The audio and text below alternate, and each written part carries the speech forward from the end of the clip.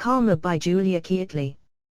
Published in the April 1891 issue of the American Theosophical magazine The Path. The law of karma, or action, is one of the chief teachings of Oriental philosophy. It is stated to be a universal law, having its root or basis in the outbreath ig, action, and in breathing, reaction, of the Brahm, the great breath or unseen mover, from whose motion in matter, substance, all things are evolved. There is one thing which we may predicate of action, that is, reaction. This fact indicates the method of karma. Karmic law manifests on or in various planes of life, and differs with that plane wherein it acts. Newton expressed one mode of karma upon the physical plane when he formulated the first law of motion, viz., action and reaction are equal and opposite in direction. Physiologists and psychologists tell us that this rule holds good in emotion, and in nervous action and reaction also. The Western Bible expresses karma for the moral plane when it says, "Be not deceived, God is not mocked. What ye have sown, that shall ye reap." This ethical causation, this moral reaction, this conservation and intercorrelation of mental, moral, and psychic energy, is also karma. We can imagine that, when a man does a selfish deed or thinks a selfish thought, it goes forth into the swift and subtle etheric world as a specific vibration, colored, so to say, with his mental and moral coloring, bearing his stamp, as it were, in that vibratory ratio which is his own. We can fancy it issuing, a tireless energy, into that ether which powerfully responds to the tremor of a thought, and thus affecting, modern science tells us, the far stars with its dynamic palpitation. On the confines of a system this energy must return, and it does thus react, naturally along the line of least resistance, to the sphere or base from which it emerged and which powerfully attracts it, bringing with it all that it has gathered to itself in the course of that long journey, and taking effect in manifold ways upon the doer, the creator, to whom it has returned.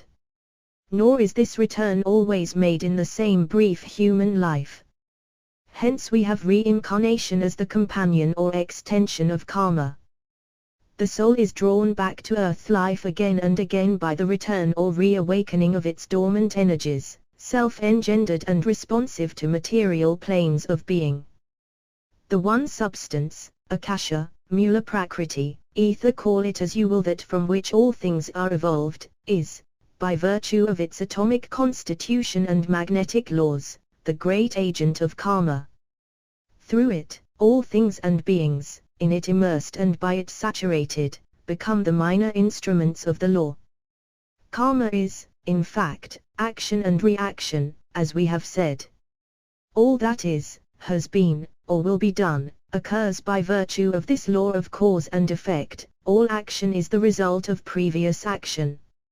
Its justice is perfect, its equilibrium unshaken. It provides that all things shall return to their source. Amid myriad tangential causes its delicate adjustments and readjustments are unerring, because every action has its due balance and effect. Imagine the reverse of the case above stated, and conceive an unselfish man, acting only from a sense of duty, and in accord with the progressive tendency of evolutionary law. As by its light he sees that mankind are one and inseparable, his acts will have no personal coloring.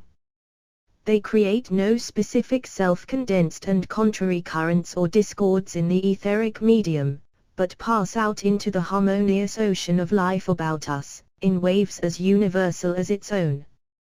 Bearing no personal impress, they have no cause to return to his sphere, which then pulsates with the surrounding harmony and broadens into the eternal. Some persons say that karma is cruel, because it punishes those who do evil without knowing of this karmic law. But karma does not punish. That is incorrect and slovenly speech. How can action punish? Action reacts, that is all. A selfish action cannot react as a good one, any more than an apple seed can bring forth a fig tree. we must expect to receive back our action in kind. When the unconscious child puts its hand into the fire, we do not say fire is cruel because it burns the child. We recognize here the action of a law of the physical plane. We respect it as such. But karma is equally a law of many planes, and cannot be bribed or bought off any more than fire can be so dissuaded. The burnt adult suffers more than the child, for his imagination enters into the matter. So he who knowingly does a selfish deed, defying karma, suffers, in its reaction, upon moral and mental planes, whereas he who has done evil in ignorance of karma, probably has only the lower forms of reaction to bear. All action is karma and causes new karma. Deeds of men and of nations, social conditions, mental limitations, joy, sorrow, life, death, health, disease, rapture and pain, all are the effects of previous action, whether of individual men, of nations, or of races. We bear our part in national karma, and suffer, as units of that nation, for deeds not committed by our individual selves. But karma, our past actions brought us into that place and nation, and to such consequences, while also in devature there is compensation for the individual for such trials as he has not merited in his single individual capacity. We here talk of interfering with karma, but this is absurd, impossible. If to one is awarded penance or suffering, to another it may be given to relieve that suffering. It may be your karma to be menaced by dire consequences, and mine to avert those consequences. Suffering, too, is one means of the soul's expansion and advance, so that it may be good karma, while a place amid earthly ease and immunity from sorrow is often contractive and disastrous to the soul. More disastrous still is that repression of sympathy and help when chilled by the reasoning faculties, which forbid us to suffer with all that lives. We cannot swerve karmic law. It may be retarded, but returns with compound interest. The law is divine. We do not make it. We only set in motion causes which this pre-existent law of action and reaction returns to us as effects. We engender these causes, and, in regard to them, we exercise free will, at least until the innumerable causes, reacting, stultify that will.